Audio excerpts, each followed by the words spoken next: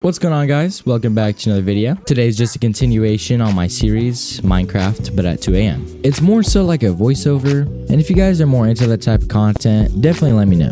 But if you guys wanted a recap of the first video, essentially all it was me telling my point of view of a relationship that lasted about 8 months, which ended pretty suddenly. This was kind of my first ever real relationship, which is kind of crazy to think about because especially looking back on it now, I see how one-track-minded I really was and how driven I was by this, one thing that could potentially get stripped away almost overnight, which is kind of exactly what happened. But I mean, it got so bad to the point where I almost cut off my day ones because they were low-key annoying me.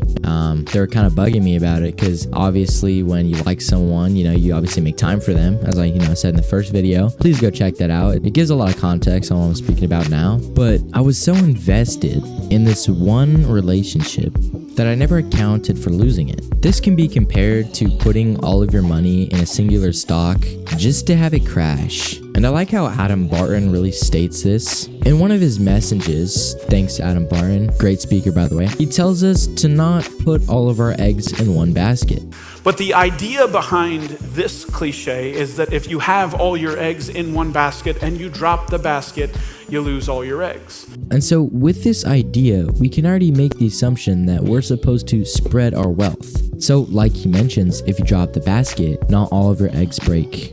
And I find this very similar in the way we make relationships. If you put all your time and effort into one soul, and that soul ends up leaving down the road, what other connection do you really have?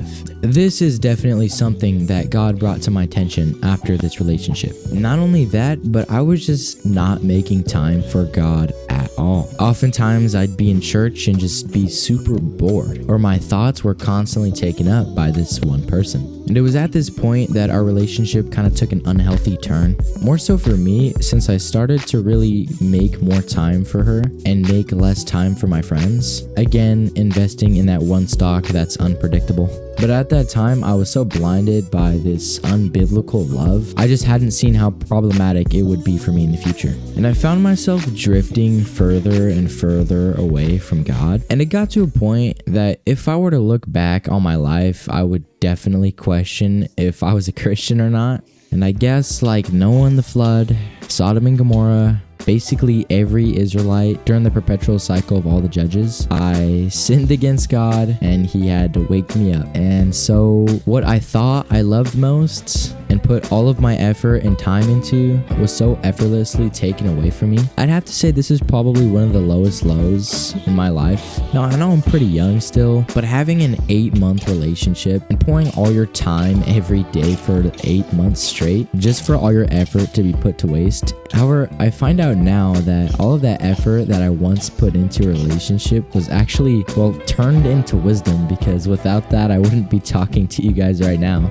And that's just another prime example of God's goodness and how what Satan really meant for evil, God could turn around and use it for his glory. And we see this idea throughout the Bible reinstated by many stories. And the one story that comes to mind is Joseph. The Joseph who was sold into slavery. He was thrown in prison for being falsely accused of sleeping with his master's wife, to becoming second in command of all of Egypt. Now you cannot sit here and tell me that was not the hand of God. Now there's many Bible verses reinstating this sort of idea, but the ones I found and the ones I'm going to include start with Genesis 50:20. You intended to harm me, but God intended it for good, to accomplish what is now being done, the saving of many lives. The second one being Romans 8:28. And we know that in all things God works for the good of those who love him, who have been called according to his purpose. And the third one being Job 42:2. I know that you can do all things. No purpose of yours can be thwarted.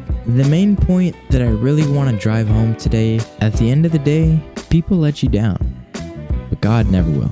So as long as you make time for God, you'll be rooted in him. And troubles and hardships like this won't sting as much. And that's not to say you won't get hardships as a Christian. That's just saying they won't hit you as hard, because you know that God has a plan for you. And throughout that 8 months, I look at it now and realize that I was trying to pave my own way. I was trying to create my own happiness, completely forgetting that happiness stems from God. Like in Proverbs 16:20. Whoever gives thought to the world will discover good, and blessed is he who trusts in the Lord. Now at first glance, this looks like pretty much every other motivational Bible verse, but when you really dig at the root meaning of blessed, it really illuminates what this passage is supposed to mean. But what is the definition of blessed?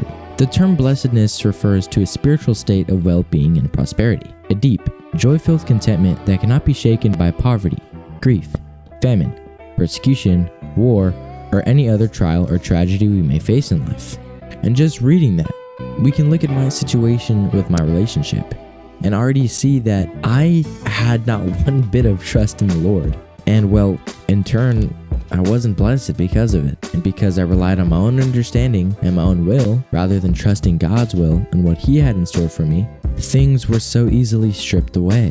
But anyways, that's a little bit about me and a little bit about my story on how I started learning how to trust God. I hope this video was really helpful and deepened your faith. And if you guys did like the video and did stick around till the end, make sure you hit the subscribe button and give this video a like. It helps my channel a ton. And if you do like this type of voiceover content, make sure you let me know down in the comments below. Peace.